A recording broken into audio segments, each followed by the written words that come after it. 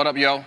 We're here. Glad that you decided to tune in to this episode. I hope it finds you in good spirit. I want to say to everyone out there, happy 4th of July. We are excited to be alive, excited to know God, and just excited to know that He is able to do exceedingly above all that you could think or ask. So on behalf of Bishop Gordon and Deacon Gordon, we just say welcome, welcome, welcome. This is Hash Time with the Elder. Yo, we're going to get it in tonight. There are so many things that are going on, so many things in our country, in our world, in our society, our community, and so we're going to talk about it. Hash Time. We're hashing through a lot of those topics, current events, and just trying to shed some light on those subjects. So that being said, let's just get into it because we only got a short time to be here. So share this live stream. Somebody's going to be encouraged. Something's going to be said that's going to be impactful. Let me introduce you to my panelists for tonight. We have the amazing, the educated Miss Renee Ivy all the way to my right. You see her, and then of course there is the Miss LaShonda Gordon. Oh my goodness, she got the blonde hair, don't care. It is what it is. We got the beard to be feared, Mr. Timmy, who's in the building. We appreciate it. And then of course we have the lovely Jazz, who is with us on tonight as well. So yo, we are here. Let's get into it, man. You know, all the time that we start Hash Time, I always try to do an icebreaker, something to kind of set the tone, just to kind of get those good vibes rolling. And I told you on the last episode that I had been reading a book. And that book was called Winning by Tim Grover. I finally completed the book, and so an amazing read if you have time to grab that. But one of the things I thought about, Lisa, I thought about, you know, why do I want to win? Like, what in the true essence and purpose for you winning, like why do you want to win? And I don't think anybody wants to be a loser, Tim. I don't think nobody really want to be a loser. Everybody want to win. I was just talking to kids the other day, and I told them, look, if you ain't first, you're last. And they was like, we want to win. You know, everybody don't see this whole little thing about everybody get an award and everybody get a trophy. That is not life. Like real life, you got to succeed, you got to exceed expectations, you want to win. And so I thought about that, Lisa. Why in your life, here it is, you're an educator, you're a principal, you're doing big things, you're going to school, law school, all these things. Why would you say is the number one reason you really striving to win? What is it? The reason why I strive to win is because it proves the doubters wrong. Coming from a humble beginnings, coming from a broken home, coming from so many things that have been broken, winning solidifies how solid God can make you. I love it, I love it, I love it. See, they think I'm finna just go around this way. I'm going over here to Jazz. I wanna know, Jazz she's doing great things. She's training. She's getting ready to do a fitness show. I mean, she's an engineer. She's smart. Why do you want to win? What is the thing that pushes you and motivates you to win? So for me, I also came from humble beginnings. Like everything that I have, you know, I got it out the mud. Like I work really hard for everything that I have. And beat a lot of statistics, and one of the driving forces for me in continuing to better myself every day is for my future family, to create a life for my children that I will have one day, so they'll live a life and not have to go through all of the things that I went through. Right. So it's really about setting up, you know, my legacy and building a life for my children, that they won't have to struggle. Giving them something to jump off your shoulders. Exactly. So they don't have to go. They're still going to go through, yes, but they won't have to go through that struggle that you had to endure. Yes. That being said, we got a funeral director here in the making, and a nurse, and all these great accomplishments. Why are you striving to win? What is the thing that just, I got to get up, I got to go, I got to be great? Why? It goes along with what these two beautiful ladies have said all day. Just now, it's about generation. You want to break that generational curse. You want to break that cycle of I can't, or I shouldn't be there, or why are you here? You shouldn't make it. You shouldn't accomplish that. No. Just because I'm a female, just because the color of my skin does not mean that I can't be in certain places or achieve certain things. So I want to keep going for generations to come. I want my children to say, hey, look what my mother did. If she can do it, I can do it. Being that you are a product of Bishop Gordon, Deacon Gordon, them your parents, how difficult is it? Is there more of an extra influence to succeed or a pressure to succeed because they have done so well? It is, but I'm thankful for the legacy that they have left, well, not only with myself, but with all of my siblings, because what they've done, it makes you want to do more. She's always said that. I want my kids to do more than what I've done. I want them to accomplish more than what I've done. So having them as parents, yeah, it just pushes me. It pushes me even the more to want to do more and be greater than what they are right now. So it's not a fear thing. It's something to just make you want to even the more. Yep. Lisa, would you concur with that? I do. Okay. All right. Mr. Timmy, only child, just you.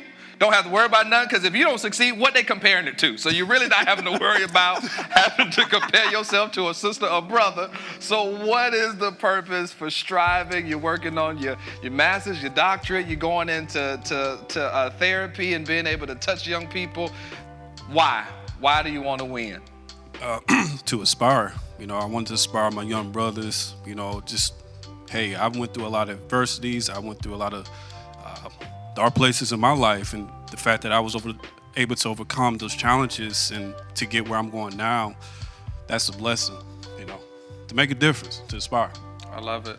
And for those of you that are watching, I want to know from you, what is your purpose for winning? Why do you want to win? I have to say for myself, I think one of my biggest reasons for wanting to win, it's really twofold. It's really twofold, Jazz. One, I've always said to myself, I want to show my community or show other young people or show my generation that you can do it the God way.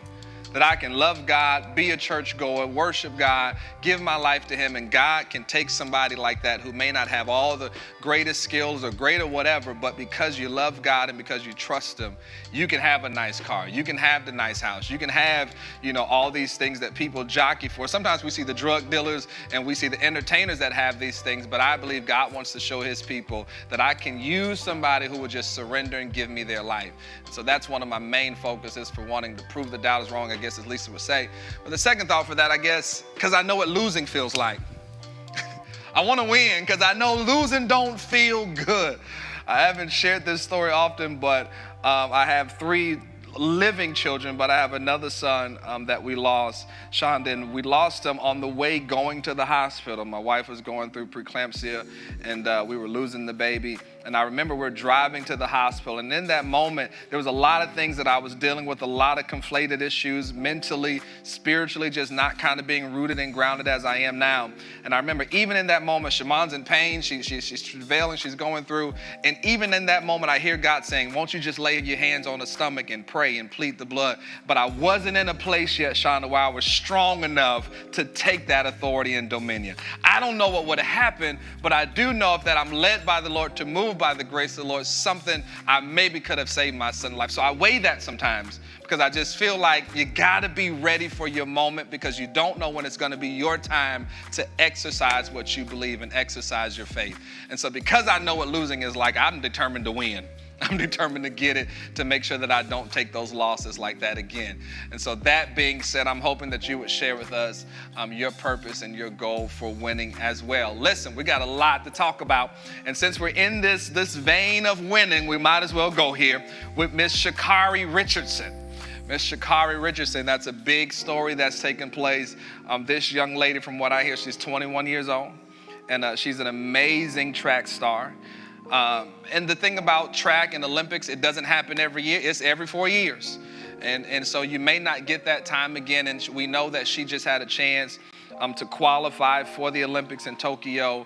And then they did a drug test and find that she had marijuana in her system. And so she's been disqualified for 30 days until she can run again. Lisa, how do we feel about Sha'Carri losing this moment, this opportunity? What are our thoughts? Well, she hasn't actually lost it, but it shows that she's human. It shows that this is what America looks like right now. This is what our young people look like. They have great things happening, great potential, but it's clouded by so many distractions. And I think that's what happened with Sha'Carri. Her mom had died right before the finals of even trying to qualify for Tokyo. Right. So it's not an excuse, but it does represent what our communities are looking like. How do we balance greatness with our real everyday life? Wow. An opportunity, LaShonda, is missed now. And now you have to wait another time for that opportunity to come back around. What would we say for somebody who's in Sha'Carri's situation? What words of comfort can you give? She only went through because she was dealing with bereavement from mama. So what can we say to someone who may be dealing with that? It's totally, understandable, as what she's going through. But at the same time, we have to know that God doesn't make a mistake. And if you're going through something and he's allowing it to be exposed, there's something that he's trying to teach us, and a lesson that we need to learn in this whole situation. It could have been any other person. It could have, it could have been, but no, it was you. You got tested and you got chosen and you got, disqualified. So God, what are you trying to teach me? Sometimes he will just shed the light on you, just to make you better. Don't look at it as a failure, but something to make you better. I want to unpack this. So Jess, I know a lot of people are saying it's a race thing, and the reason why she's not running because of Michael Phelps. He was doing marijuana usage, and here it is. They've isolated this young lady, and now she can't run in the Olympics. What do you say to people saying it's a race thing, racially charged? I don't think that this was a race thing. This is the rules. That's what it comes down to. So Michael Phelps openly uses marijuana, and he has said that publicly many times. However, Michael Phelps has never tested positive for marijuana in a drug test that was given. He knows the rules, but smoking marijuana is not illegal in a lot of places. So they're not breaking any laws. They're breaking the rules of their sport. Correct. As an elite athlete, you need to know and abide by the rules of your sport. I don't think CarriRichardson was, she didn't break any laws. She wasn't wrong for what she did, but she wasn't smart enough to, make the right decisions, knowing the rules of the sport and knowing that she would be drug tested. She's young.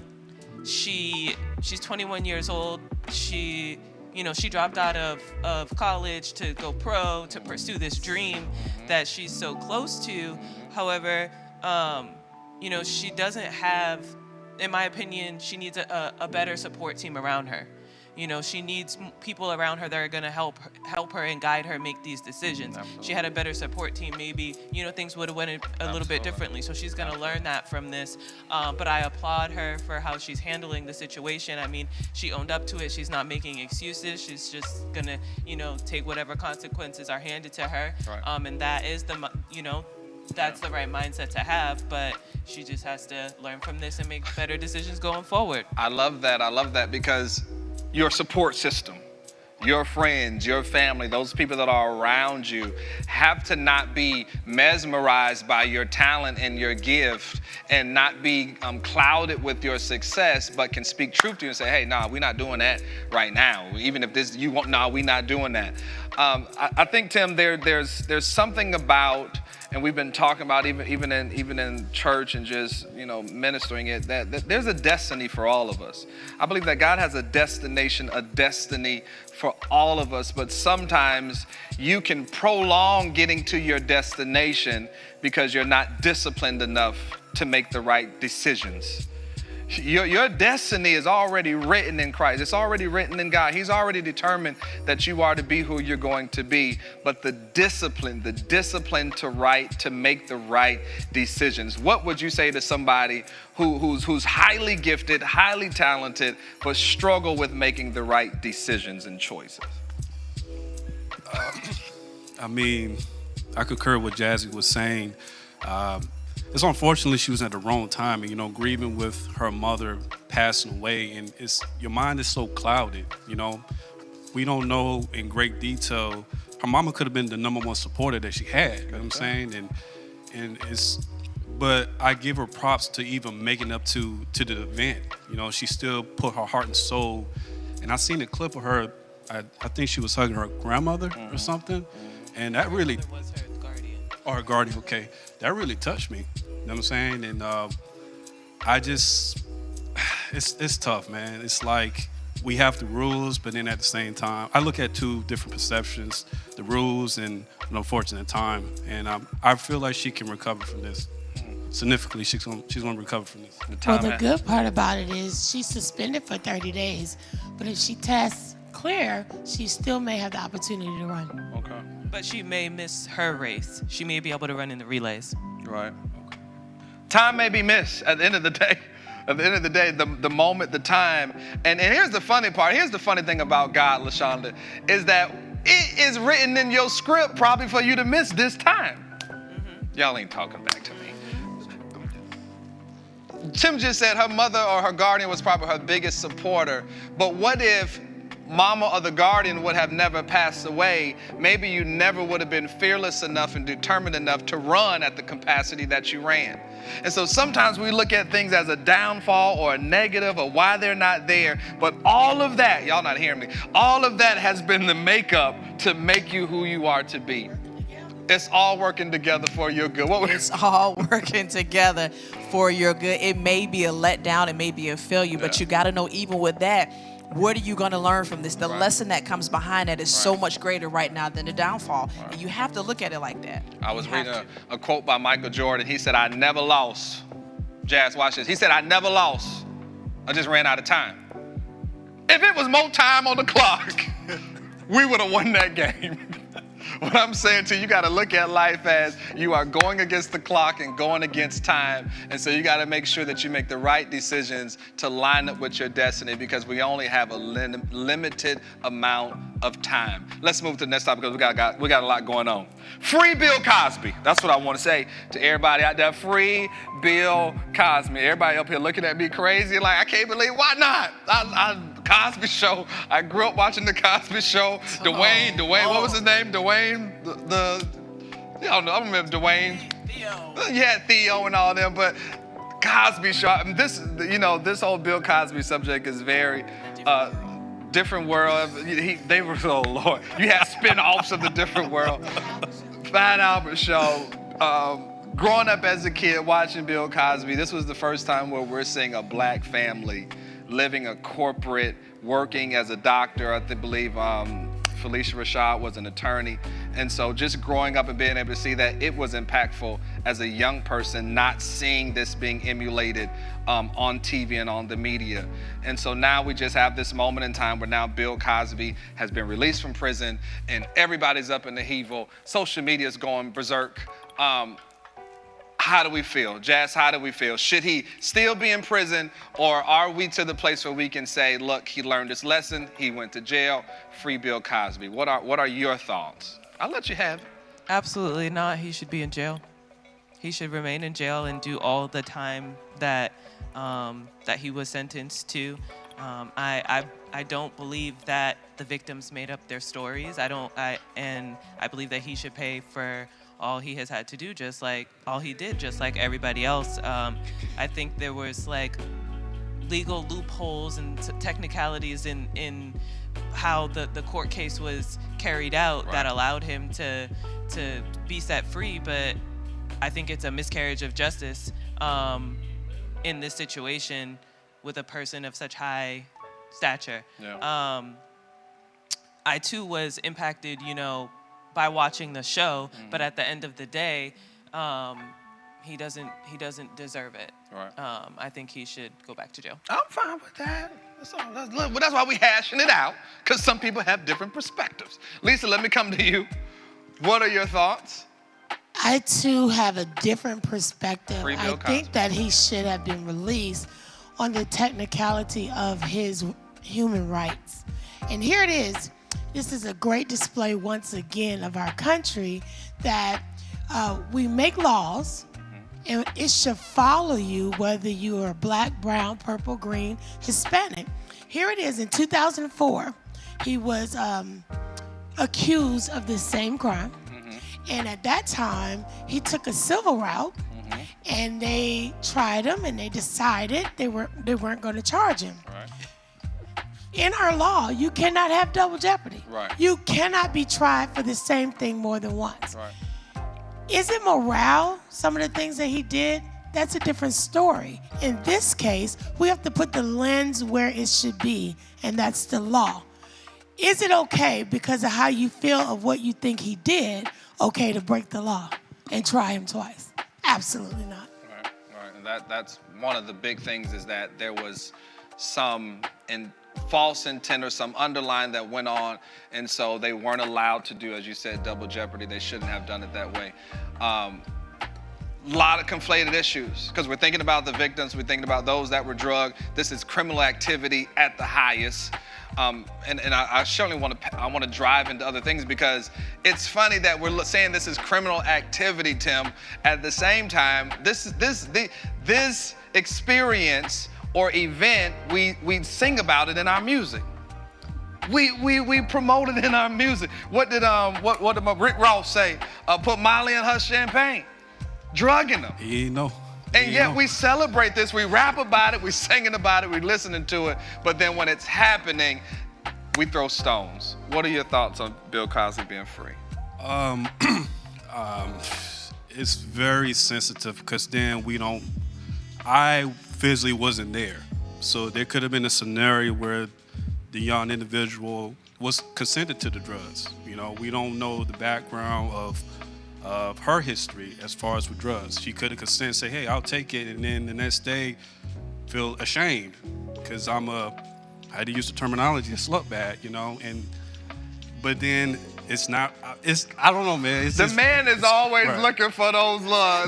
Maybe the woman, maybe she knew. No. But I stand neutral. I mean, he knew he was wrong, but then at the same time, she kind of knew what she was putting herself into. No, but what we're not going to do is victim blame. That's what we're not going to do. I'm not victim No, we're not going to you're victim blaming. But I think what's important is knowing the facts. And that's the problem. We don't always know the facts. In this particular case, going against his Fifth Amendment, he spoke about what he did in 2004, and he dealt with the consequence in 2005. Here it is. He was up to buy NBC, and because he was making some major moves some 20 years later, they decided we're going to go back and get those skeletons out the closet to block you. And see, why was that done is the question we should ask. I totally agree for every victim of sexual abuse, it is not okay. But what I am saying is also not okay that if we cross that road, that because I'm black, because I'm rich, because of any other reason, I should not be forced to go back and cross the road I've already crossed. That's right. He paid the fine, he admitted the guilt, he did everything that he was supposed to do, but now, because you're making some moves we don't agree with, now we're going to go back and dig up those skeletons. I do agree that, I do think that if it was a white man in this same situation, things would have played out way differently. Absolutely, 100% agree with that. But I think that no matter who sexually assaulted who or the color of their skin, they need to pay the maximum consequences. They need to pay by the rule of the law. I'm in it, but I mean it's. And I'm not trying to. It's fun. I mean, I was just watching the documentary on Jeffrey Epstein. Oh my God. Yeah. This man had a sex trafficking scandal. I mean, this was a company. This was international. I mean, it was, and yet he was able to do this for years. Over 30 years, I believe they had this going on. And who knows all a part of this Ponzi scheme and all these different things that are going on. We got some ugly things going on in our country and our world that we definitely need to make sure that we are opening our eyes and that our young people are opening up their eyes. I know a young lady who got drugged and was in that type of situation. And so it is important that we don't, if we're going to the club, to be safe. Don't just leave your drink on the table and go to the bathroom. Like, we have to be conscious that everybody is not about your well-being. Yes. Yeah, no, that's all I was gonna say. Just be fair about the whole situation, because like you said, if it was of another race and everything, it would have been totally different. Just be fair about it, not because the status, the money, the whatever. Don't do that. Just be fair about it. My heart goes out to every victim. I don't wish that on anybody, but at the same time, be fair about what you're doing. These are people's lives you're dealing with. Hit your mute button. Make sure we can hear you. And not only being fair, I like what she said about being fair, but I want to say if we're going to make rules, we got to learn to abide by them. And if the court system tells us what to do, we have to look at the lens of the issue at hand. Because what happens in law is become a pre-case for another law. Once they quote law and you go back and change the standards, we now have an issue. We've seen that in 2018 as well when we were dealing with 45. Here it is. The question was, did he incite an insurrection? So the way they handle that situation now becomes law for every other situation that happens after there. Right. So we have to be careful that unless we're ready to change the Constitution, we follow it. That's right. Well, let me lighten the load, because we done wolf got boy. It's about to get a little rough in Heat here. it up in here, boy. Heat it.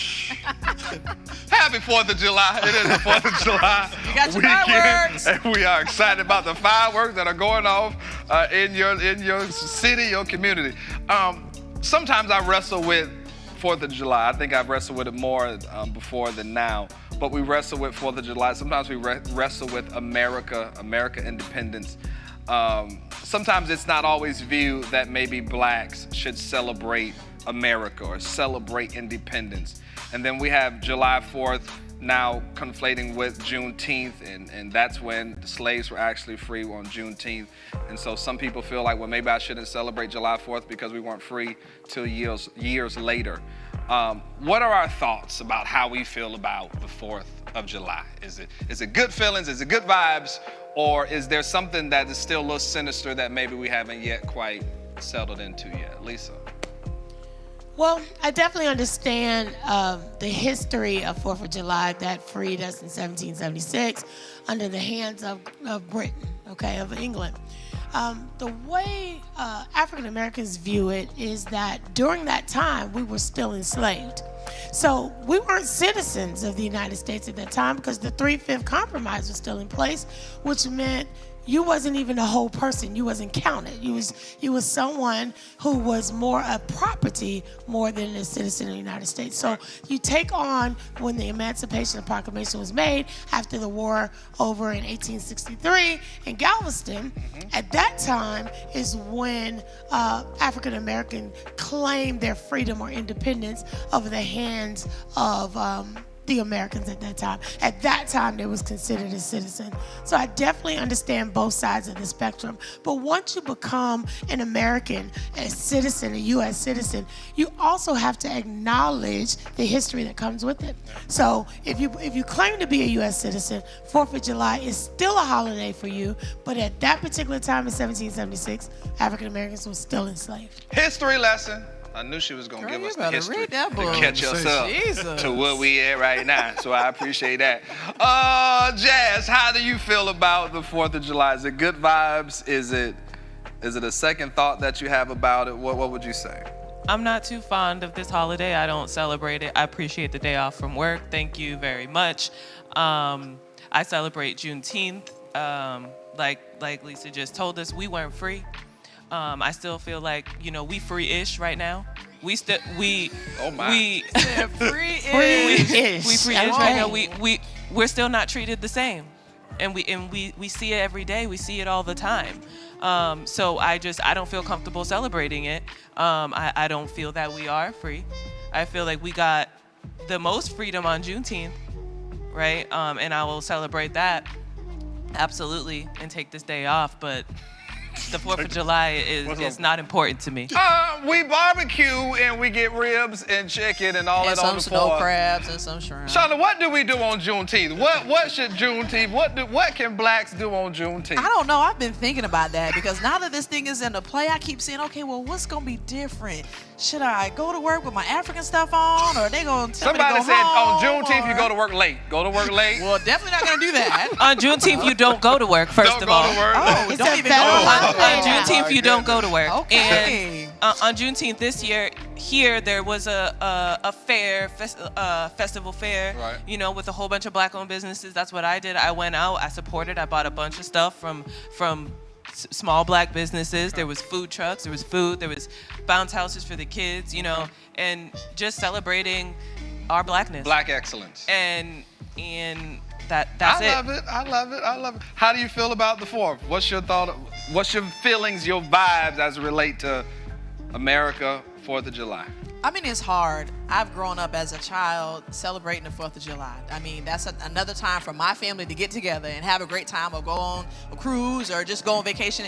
So it's just kind of embedded in me. I do understand the history. I do understand everything, and I do understand right now that we're just still kind of free-ish. I get all of that. But again, I'm proud to be here. I'm happy to be here. May not like everything, but thank God I'm here. So I'm okay with it. Tim, you from Germany. You're a German squash. Sprechen Sie auf Deutsch. So what are your thoughts being in America? You are in America. You got your citizenship. Yeah. Okay. What's your thoughts about 4th of July? I mean, my perception is different now. As a young buck, fireworks, barbecue, having a good old time. And now as an older gentleman now, it's like, or I concur with what she was saying, my views are kind of sporadic. It's all over the place. Okay. So. To be a kid again, how come when we become these adults and now we learn more things, we get to know more things, now we don't celebrate things? I was just holding Tim baby. Tim got twins and all that, and I'm holding, and they're just happy and gleeful and joyful, and it's like they're not oppressed with all of these different things and thoughts and ideas and perceptions and judgments. And I think for me, as it relates to America, like I'm all in, like it is what it is. Like I'm not gonna let anyone take away my American life. Like if I support the flag, I got a shirt of the American flag. You're probably not supposed to wear anything with American paraphernalia, but I'm not gonna let anyone take away me being an American. I mean, here she go, the police. I've had some run-ins with police, but I've also had good run-ins with police officers. I've had good and bad. And I think that America is still, I haven't been all over the world yet, I haven't visited a lot of places, but we live in a good country. Do we have things that are going on? Do we have things that we can work on? Do we have things that we are improving on? Absolutely. But this is where I'm from, this is where I live. I'm born and raised in Melbourne, Florida, and I'm gonna rep till I die. I had people give me flack, literally, because we had a pushback event here, and the main sheriff was here, Sheriff Wayne Ivey. Sheriff Wayne Ivey has never did anything to me personally. He has a beautiful dog. Everybody knows me, know I love dogs. We know. And I was just crazy about the man dog, and I took a beautiful picture with him and his dog, because the dog is a hound dog, beautiful dog. That's all it was. But do you not know I got criticized for that? I got criticized from different people of the other persuasion, that, and some of the same persuasion were saying, how dare you do that? Wow. Are you serious? You took a picture with him and listen, the man haven't done nothing to me. Right. And he had a beautiful dog. But that's where we are right now. Right. You know what I'm saying? That's literally where we are because of their views or how they feel or whatever. I wasn't there. Right. I don't know what he did. The man has been nice to me. Every time he see me, hey, LaShonda, how are you? And Bishop Gordon. Right. He's been nice to me. I know Lisa's gonna chime in, but we're almost in that place, in our society now where you can't have two different thoughts. I mean, two things can be true at the same time. What you're saying can be true, but at the same time, he's been nothing but a good, upstanding citizen to me. And so until I get to know the other side or this bad side, I'm chilling. Lisa, where are you at? I guess we should also be in hopes if we're going to transition from an American citizen to a citizen of the kingdom. We have to decide, in loving kindness have I drawn thee. And here it is, we have a responsibility to cross the aisle. What we do in the spectrum of things, you have radicalists on one side, but then because we're victims of those radicals, we go so far to the other side that there's no balance. How do you get kingdom? We understand that the United States didn't do well by African Americans, but at the same time, what did God raise us up to do in the kingdom of God? And that means talking to all people, reaching to all people, and showing love to all people. I mean, it's you can have two conflating ideas at the same time, and it's still, that grace, that love, that ability and that room to grow, that margin to allow people to still grow. You look at Bill Cosby, and yes, he was an icon. He did some great things for Black America, great things for young people, but at the same time, there's some criminal activity that we disapprove of. You look at R. Kelly, great music. Like, I just want to kind of listen to, I'm like, God, this man had some hits, some bangers. Did. Like, I mean, it is what it is. His arsenal of writing was amazing, but at the same time, there's some behavior that we cannot condone. And so you always have these opposing things, and I'm glad at the end of the day that God is the final judge. Because, boy, if we were the judge, we would put we would close the anvil, and we would hit it down. The gavel, there you go, anvil. I'm thinking about the Animaniacs or something like that, with the thing fall on them. Okay, never mind. Y'all didn't grow up with the Animaniacs, WB. Let's slide over here. I don't even. Oh my goodness! I was watching the BET Hip Hop Awards, and I got kids. I got a daughter who's 14, loves to dance. She's in dancing society in her school and everything. So, of course, she wants to watch the Hip Hop Awards too. And so this is a family moment. We got to watch the BET Hip Hop Awards. If you don't know what BET means, I mean Black Entertainment Television. And I'm watching this, and there's like some scenes where I'm just like, oh, I don't know if you should be watching this. And you know what I'm saying? Like, Black people are so excellent. So many gifts, so many talents. But then we have these things that it's like, did we go too far? Are we doing too much? Are we going beyond, where we should be? And as much as I love BT and I love Megan Stallion, I love Megan Stallion. The girl can rap. She's bad.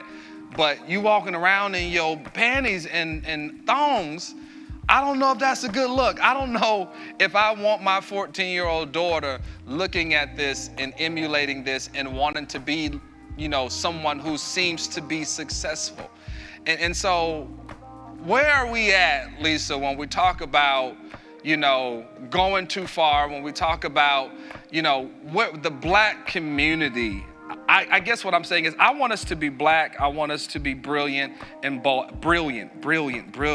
Like, can we be brilliant without the ratchetness? Can we be brilliant and excellent without, having to put certain things in our music? That I'm still looking for the day. It's like I want to listen to hip hop music, but why I got to listen to hip hop music when it's calling people bees, hoes, sluts, and fighting, and the drug game, and the pimping game? Why can't I turn on Black music and hear something positive that is stimulating, that is talking about us in a positive light? Or is that just something that we shouldn't even be thinking about? Lisa, I'm on you. I definitely believe that you emulate those things that you watch, and you become a part of those things that you surround. As you talked about Sha'Carri earlier, you said that her support system and things that you leave your subconscious mind to is a part of your support system. You have to choose intentionally what you want to be exposed to. And sometimes your parents can't do that for you. As an individual, I chose not to smoke marijuana. Had many opportunities to smoke marijuana, could have smoked marijuana, but I intentionally chose that's not what I want. So I think what we have to continually do for young people coming up is teach them how to choose. I think so many times we tell them you shouldn't do this, you shouldn't wear that, you shouldn't be here, but we need to teach them the power of choice. I love that. Teaching. So even while I'm watching BET, hey, let's pause it. Boom. What you think about that? Because I need to get in your head so to make sure you ain't thinking this is what I want to do when I'm dancing. Shonda, we grew up with BET. What's your thoughts? Do you watch BET now? Is that something that is still needed? What's your thoughts on it? I mean, I think it's needed because there's a lot of gifts and talents out there, and we do want to, portray that because we do. We're some really strong people, and we have great gifts. But I go back to what Jasmine said earlier. We still have to be that support system. So many young kids don't have that support system, and we still need to be that support system. So yes, I don't have any children, but I have a 14-year-old niece that, is filling out and looking like something, and the girl, gonna be, she doing it. Something. She gonna do something around here. But it's still my responsibility. Like last Sunday, all day long in church, a long service in church. After church, I want to go and get this, or go to Orlando to get whatever. I was tired as I don't know what. No. Come on, let's go. Lisa, get in the car. Let's go get her and spend that time with her, because that's the time that we're talking to her. We're imparting in her. Hey, where are you? What's going on with school? Hey, Please. Where are you at? I still need to take that time so she can see. I know what you're seeing at school, sweetie, but let me show you another way. Right. Let's talk about it. And that's the village. You need that support. Because Right. Daddy can only do so much. Mama can only do so much. She need TTs, need grandma, need granddaddy. Tim, I'm watching BET Hip Hop Awards, and I'm looking at this young man doing an excellent, his whole scene, it was tight. Like, I ain't even gonna act like it wasn't tight. It was tight. And then even when the song went off, I started singing it. Shimon, like, they got you. I'm like, well, I'm singing the song. But it was a man named Lil Nas X, and then he kisses a gentleman at the end of the song. And so now I have this homosexuality being played out on my TV, and I got a son. And I need my son to know whether your life and your choices is your life and your choices, but being a heterosexual male, I certainly want my son to emulate and to take after his dad. What are your thoughts just as it relates to the Black community seeing this and yet it being portrayed onto us? But what are our thoughts as we you have a son and you want to have a son, like, what do you teach in that moment? What do you say in that moment? Well, you talking about the performance? To the point. Okay. Because it's entertainment, it's art. But how do now I convey this to my son who's seeing this on screen, who may think this is what entertainment or this is how I get to make money? You're saying the key word is entertainment, and Lisa said choice. So if I have a son, you know, granted, let's speak on Lil Nas. That's his personal decision. You know, background-wise, I work with homosexuals and transgenders. So I'd be a hypocrite to say that, you know, oh, he shouldn't have done it. That's his personal choice. You know, I know where I stand. But if I was to have a son, I would really have like a heart-to-heart conversation with him and state to him, well, first of all, he shouldn't be looking at that, you know. But at the same time, he's going to do what he's going to do on his spare time. But I would have a heart-to-heart conversation just like my dad. You know, he talked to me about women and how to treat women. And at the end of the day, it's his choice. I'm still going to love my son, regardless. Right. I mean, I would love him to be like me, but... We don't know if we want to be all like, but oh, we get what right. Not all Gotcha. of that, not all of that. Right. Jesus. But it's sensitive, you know? And I think what Lisa said is important. It's moments to teach. And we got to make sure that we know when to pause and teach. And when we're done teaching, we can go back to play. But I think when we're just on play all the time, and so many things are coming at us on kids' tablets and their cell phones, and they're in their rooms and stuff like that, we got to be parents enough to go in that room and say, hey, what's going on up in here? Let's talk. Jazz, BET, what's your thoughts just about BET in general? Do you think that it portrays us the way that we should be portrayed in this day and hour? I don't think it's just BET. I think it's the media in general. It's BET, it's social media, it's the news, it's what we see on TV. And you know, we put ourselves out there how we want to be seen. They portray us how they want to portray us. I think at the end of the day, it comes down to a lot of what Lisa and Shonda were saying, right? You have to raise your children up to make the right decisions, to understand both sides of decisions and make the right decisions so that when they see whatever they see, they can take it and decide whether that's something they want to emulate or not. Right. I grew up seeing all of it. Did I ever try to emulate any of that type of things? No. You know, I made different decisions, yeah. right? But I was exposed to it all. You know, I would sing the songs. Right. I would sing the songs, know the words, like, but did I really want to go do those drugs? No. You didn't even know about the drugs. No. Yeah. And didn't realize till I was an adult what I was actually saying, right? But then also there's a lot of rappers who are only rapping about these things because they know that's what people want to hear. Right. For example, Future raps about taking pills and Gucci all these flip-flops. all these drugs and all. Future don't do drugs. Right. He don't do any of Lil the Wayne things. got a degree. Yeah. Right. Right. But like a lot of these rappers are just, it's all a facade. They're using the It moment. sells. It sells. Because it sells, and that's why they do Well, it. why and we it's keep unfortunate. buying? Listen, why we keep buying trash? Why we keep buying stuff that does not speak to our character and who we desire to be as individuals? I think Because we that- want to lift weights and look cute and Oh. play the song while we stretching our muscles in the gym. Oh, that's why. That's why Elder wait. Jonathan Going Gordon. back to Seriously going back though, to for 1 second though, I think you guys just uncovered something that you don't realize.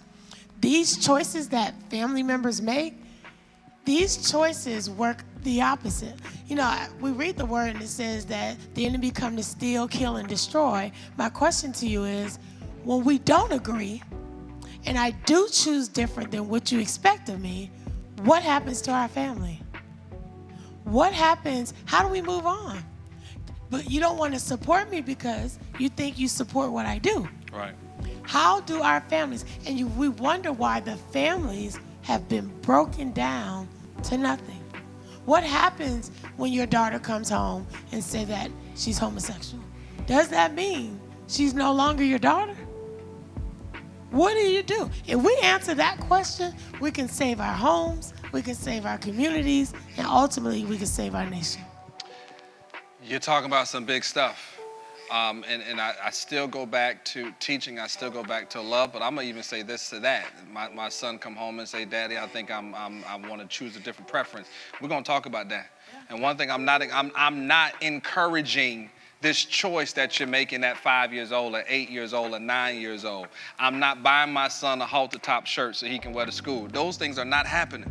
You know what I'm saying? I think we have to continue to teach. I'm not going to only bring up my upbringing.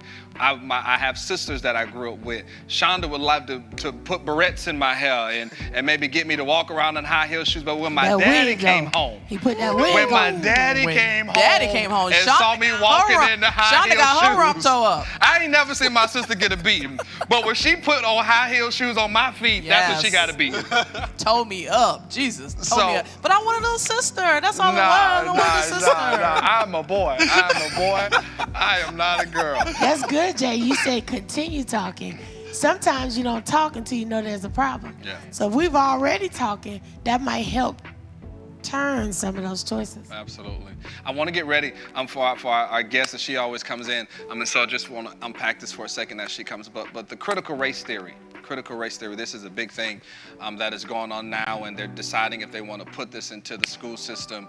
And so I kind of give a little definition on it and what it means so that you can kind of understand it better. But critical race theory, and this is from the person who pretty much came up with this concept. It says, classical critical race theory is largely a law school kind of study. It is a field that is in higher education, not so much in K through 12. What is part of K through 12 is critical thinking about race and racism, and that's important work that needs to be done. It goes on to say that critical race theory is a way of looking at laws, rules, and creating both race and racism. Our goal was to understand the ways that laws make racial discrimination appear to be inevitable, that makes racial disparities appear to just be there, rather than the product of policies, of practices, of structures. And to kind of just make it a little bit more defined, I was talking to a colleague and they were talking about, Jonathan, do you want, or how do you feel about our children being in grade school, K through 12, or even say kindergarten or elementary, and them being taught about racism? How would you feel about a teacher teaching your kids about racism and race? What would you say to that, LaShonda? I think that it's needed in order for our children to be well-rounded and understand the history, understand what went on, understand what happened then to where we are right now, how to make better choices in the future, what to do and what not to do. I think that they need to be taught in the school system about racism. I really do. I definitely agree that education and history and learning needs to be a part of the school system. But one of the ways that they're portraying it when you talk about critical race theory, and from my understanding, is that the reason why this is a big thing is because the belief is that white kids are going to feel like they're bad, they are a part of racism and slavery, and to make them feel guilty and grief. And then to empower the black kids that you should be liberated, free, and feel good, and all these good vibes. And so basically the concept, Lisa, there's gonna be a reversal to where now you have the white population feeling guilty and you have the black population feeling free and good. What are your thoughts of that? I think the thoughts is it shouldn't be a targeted message. It shouldn't be a targeted that whites are bad, blacks should be free. And I think that's what I mentioned earlier about being on one end of the spectrum and going to the other end. We need to teach what's real. Right. Let's teach what happened and how we grew from that. And I think in doing that, you get a full spectrum of what we were all about. Right. It's okay, and we need to know that it's okay to get things wrong, but it is better to correct that which we got wrong. And if we teach it that way, you won't be dealing with black or white or even stirring up the emotions that because of this color, I suffered. Right. I mean, there's so many, we can unpack that more, but I want to pause because we only got a little bit of time left. I don't want anybody just teaching my kids. I want to make sure they're getting certain things from home before they get certain things at school, because I want to make sure whoever's teaching this subject is teaching it properly to not make my children feel like, oh, I'm black and I'm bad. The devil is a lie. And so it goes back to teaching. But we got Bishop in the house. We got Bishop in the building. I love my church. I love my pastor. We're so proud of you and the work that you are doing. You and Deacon Gordon, you guys are amazing.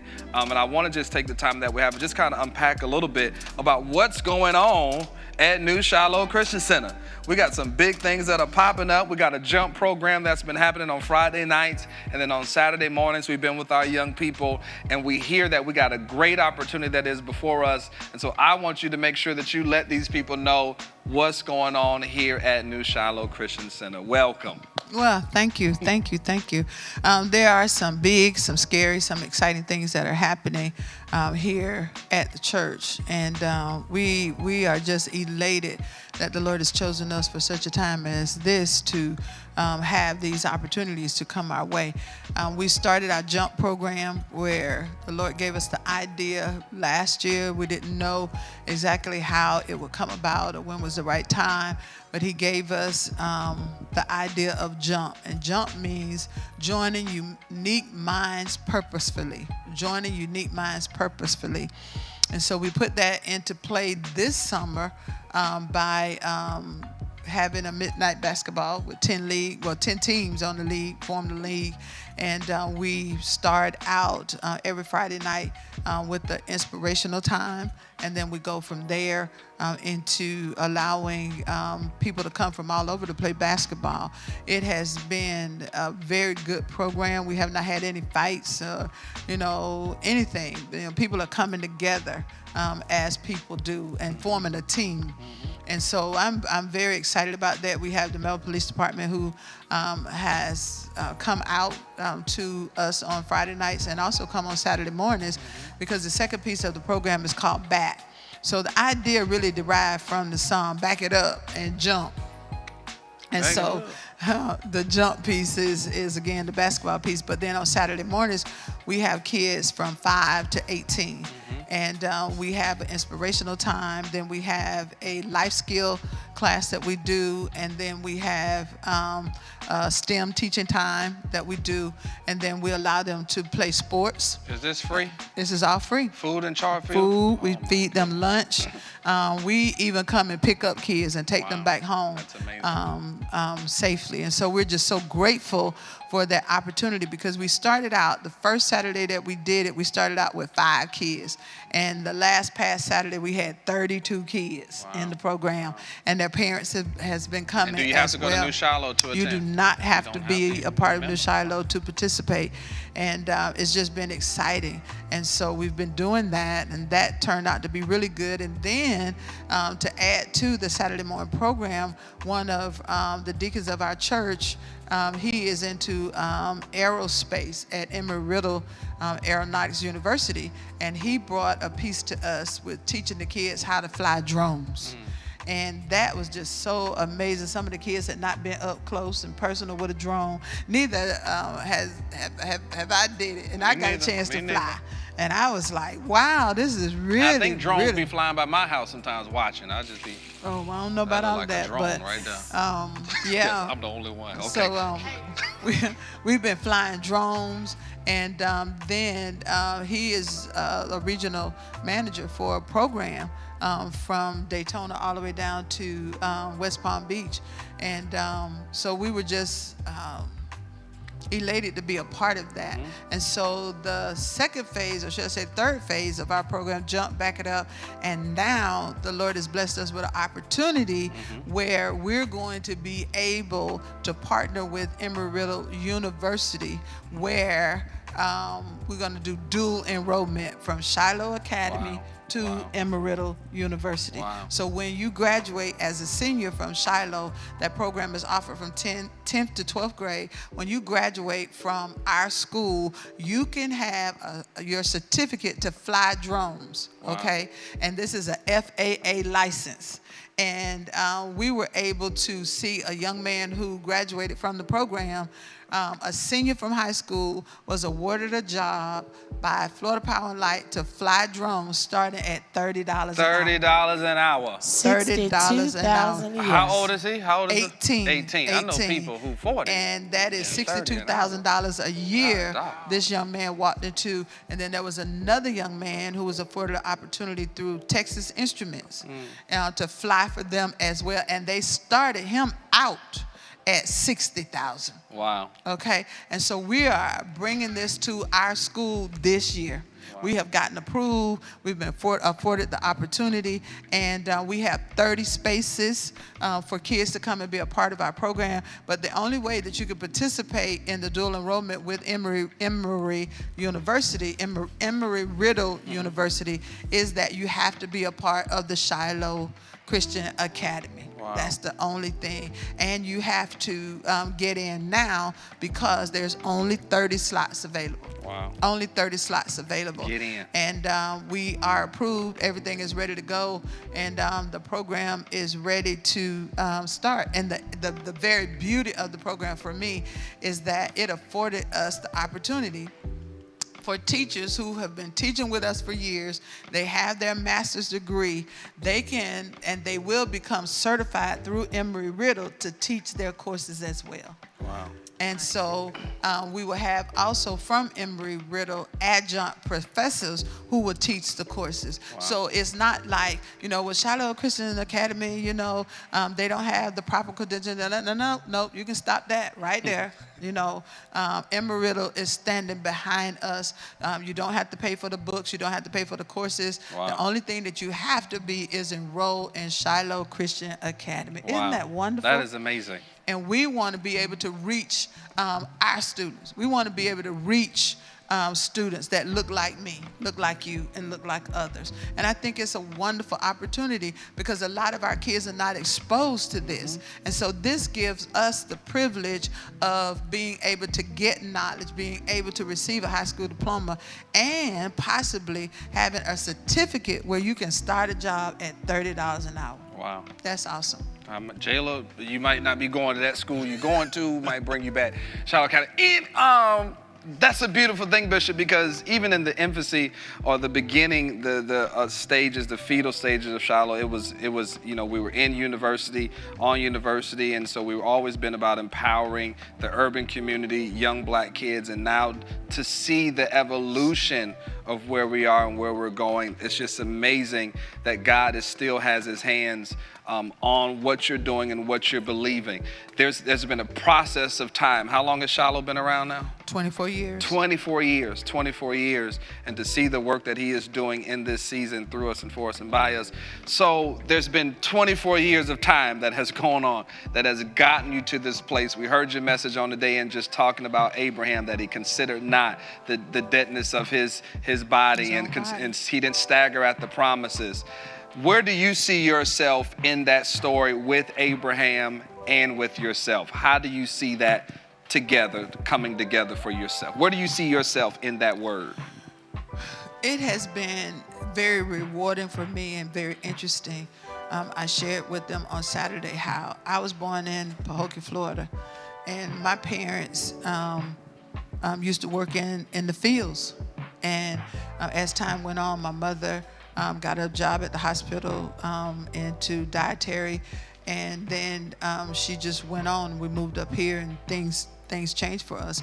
And I came from a one-parent home. My mother and father was together. They later separated, and my mom just moved us up here, and because she wanted a better life for us. And I experienced the struggles that she struggled with trying to help us to become better. And as I did that in my own life, I always wanted better. And I was willing to put the time in and do whatever it took for better for me and better for my kids. And then after that, I gave my life to the Lord at a very young age. And I always knew that I would be in ministry, and I always wanted it to be, I didn't want to be the preacher who was rich and had the big fancy house and the big car.